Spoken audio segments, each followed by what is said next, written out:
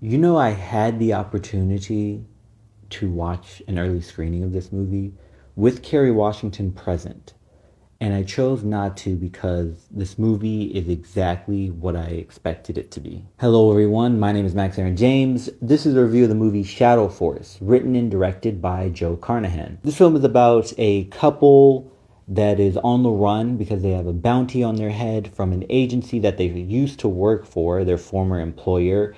And at this agency, it's work for hires, assassins, pretty much. And you are not allowed to leave the agency. You cannot retire, resign. You must go out in a body bag.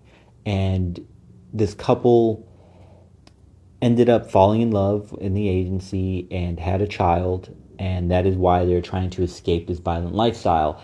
But in order to, they must pretty much take this agency down. I am a fan of Kerry Washington. I'm a fan of Omar Sy.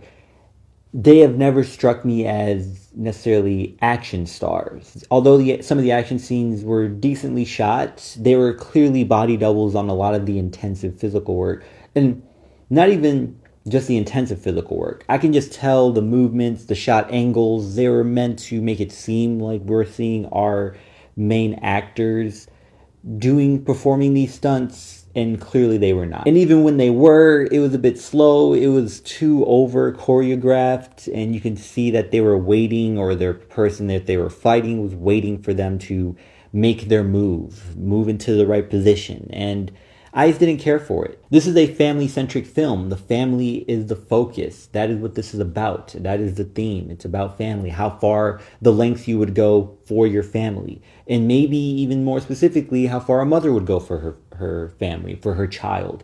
And so the action is secondary. And anyone that's expecting otherwise is going to be disappointed. I knew what this movie was going to be. So when I went in, I left feeling it was what I thought it was going to be. So I was not necessarily disappointed. I just knew it was going to be a mediocre film, at least from my perspective. The comedic beats were not hitting the way that maybe they should have. There was a comedic relief character. There was an antagonist who was more of a caricature. And it was bright. They moved around the world. They made it be that typical spy movie with a different focus, it being family and love, and everyone that I expected to survived. Everyone that I expected that was not going to make it to the credits didn't make it to the credits.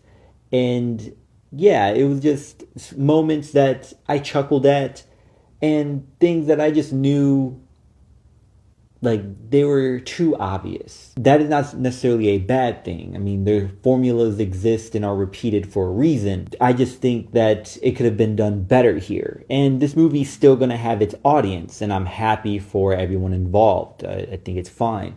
It's just a movie that I'm going to forget about within the next month or so. We had some dialogue that was pretty weak just to get to point A to point B, and moments that you never felt there were much stakes in, and you just knew, all right, this is going to be a predicament that they're going to get out of, or you saw a scene that you knew this was the shot that they were going to pitch with. This was what they were going to use in the trailer, what they were going to use to get people invested and involved in. This was the moment, and when you saw it, you were like, this is probably the best part of this movie. Until next time, y'all take care of each other.